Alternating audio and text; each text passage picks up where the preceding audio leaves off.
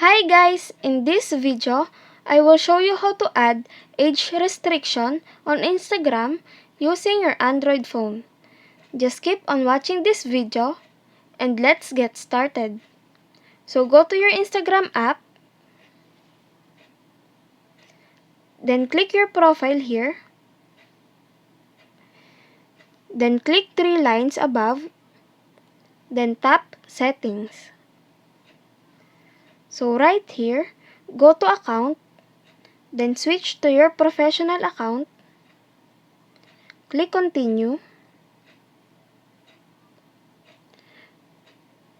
So choose your category, then click next.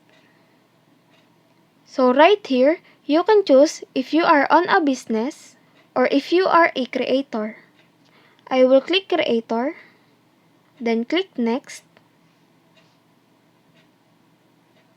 So now, my creator account is ready.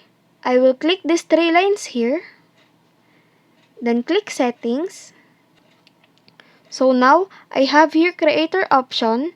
Click on that. Then click minimum age. Beside default, click add. Then set your minimum age. For example, 20. Then you can also add a country.